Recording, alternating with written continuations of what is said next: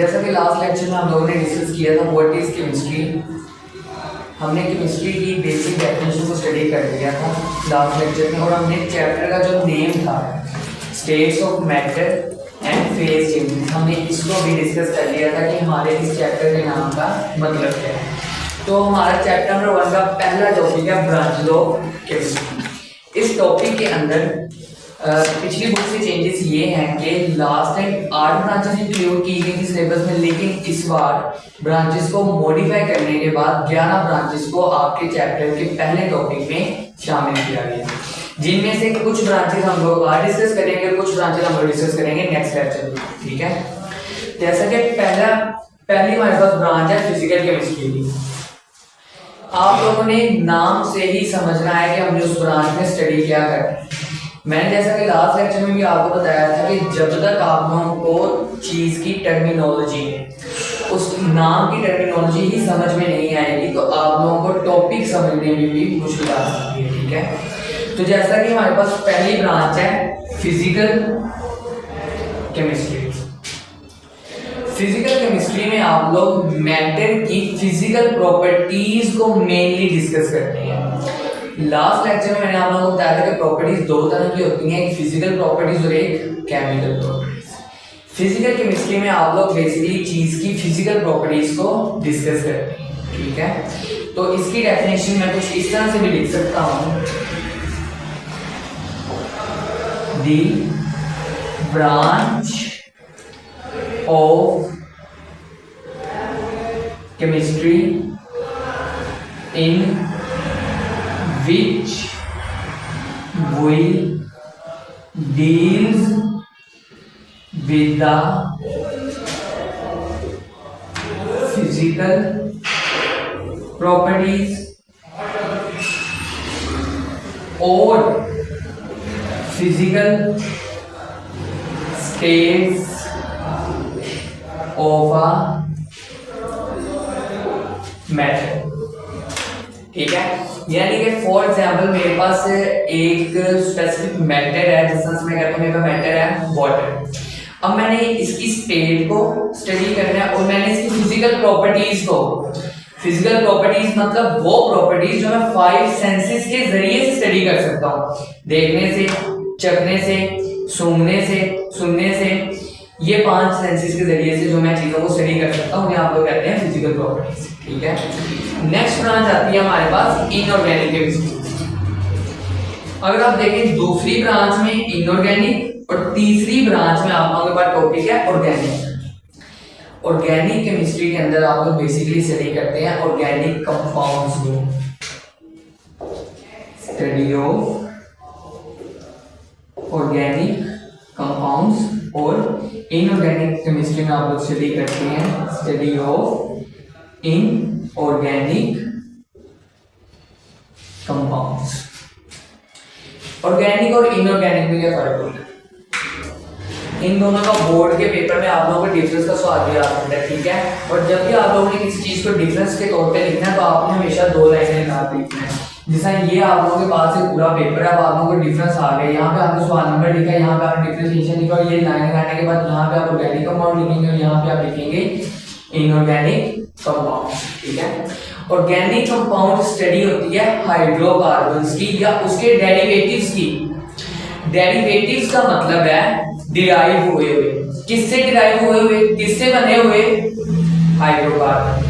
Hydrocarbon मतलब सिर्फ और सिर्फ वो कंपाउंड जिनमें कार्बन हो और हाइड्रोजन हो। फॉर एग्जांपल आप लोगों के पास एल्केन्स हैं, एल्कीन्स हैं और एल्काइंस हैं।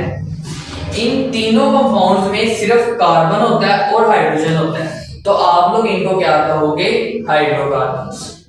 जबकि इनसे अखज हुए कंपाउंड, इनसे बने हुए कंपाउंड्स को आप लोग कहोगे derivatives of hydrocarbon. For example आप लोगों के पास एक कंपाउंड है C6H12O6, इसमें कार्बन भी मौजूद है और हाइड्रोजन भी मौजूद है, तो ये तो हाइड्रोकार्बन हो गया, लेकिन ये एक प्योर हाइड्रोकार्बन नहीं है। क्यों? क्योंकि इसमें तीसरा एलिमेंट क्या मौजूद है आप लोगों के पास? ऑक्सीजन। इसका मतलब ये है कि ये कंपाउंड आप लोगों के पास ऑर्गेनिक कंपाउंड्स का या हाइड्रोकार्बन्स का एक डेरिवेटिव है, ठीक है।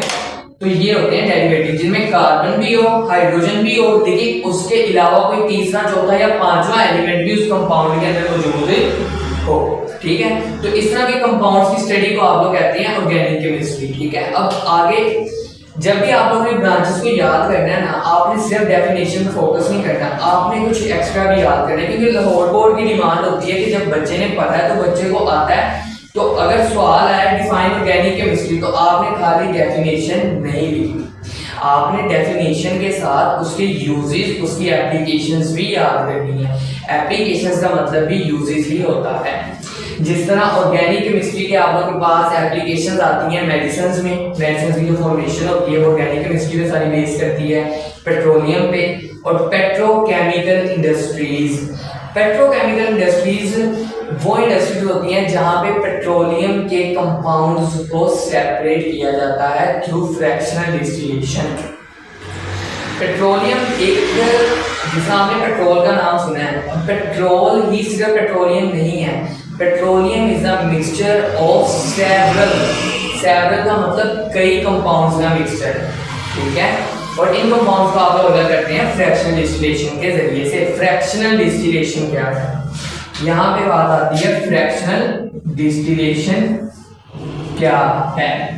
फ्रैक्शनल डिस्टिलेशन होता है सेपरेशन ऑफ कंपाउंड्स, क्या कहा है मैंने, सेपरेशन ऑफ कंपाउंड्स, कंपाउंड्स की सेपरेशन करना on the basis of their boiling point. For example petroleum, petroleum ether, kerosene oil and further several compound से मिलकर बनता है।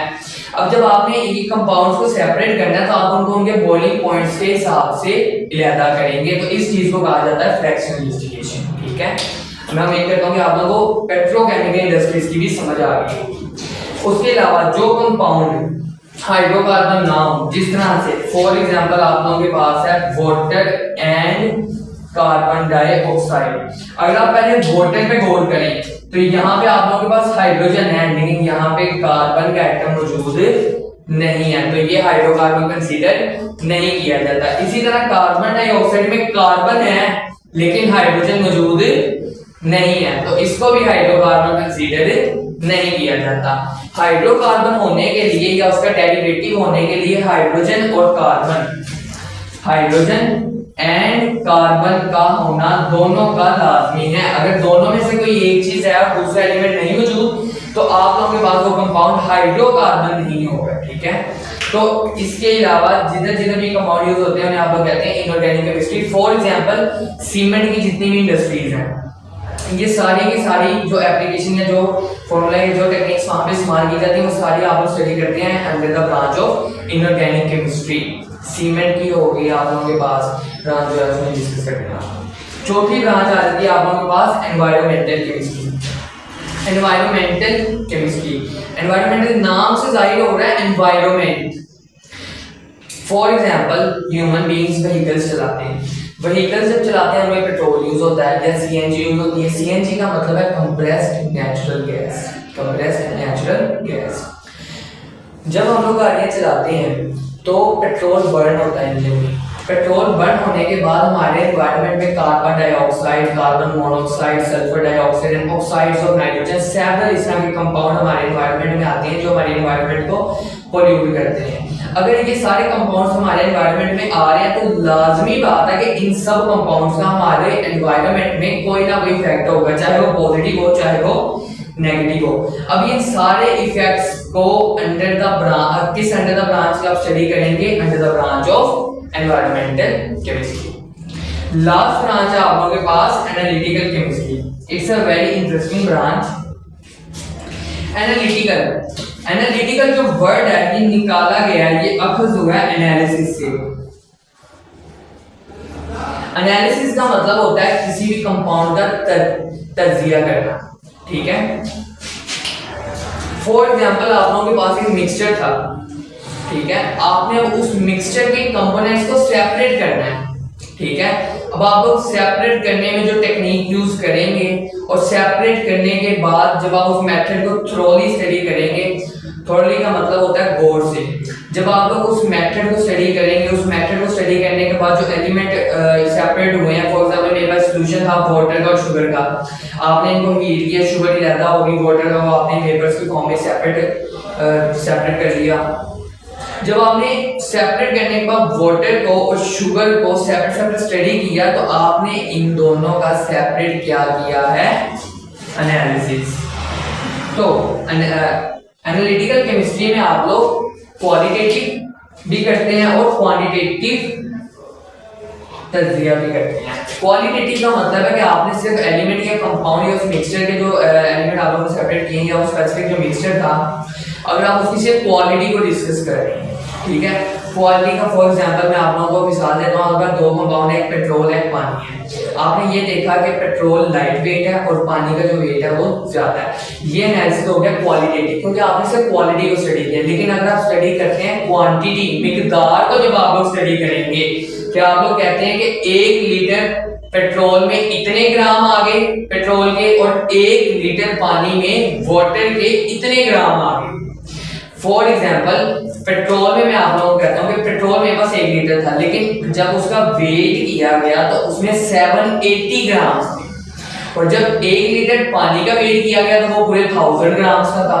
अब यहाँ पे मिकदारें डिस्कस हो रही हैं, क्वांटिटी डिस्कस हो रही है, तो इसको आप लोग कहते हो क्वांटिटेटिव एनालिसिस। तो इस ब्रांच में आप लोगों ने क्या करते हैं, आप लोग एनालिसिस करते हैं डिफरेंट एलिमेंट्स का, डिफरेंट कंपाउंड्स का या डिफरेंट मिक्सचर्स का। मैं उम्मीद करता हूँ कि आप लोगों को ये आज की हाफ ब्रांच समझ में आ गई होंगी। इंशाल्लाह हम लोग नेक्स्ट लेक्चर में मिलते हैं विद फर्दर 6 ब्रांचेस।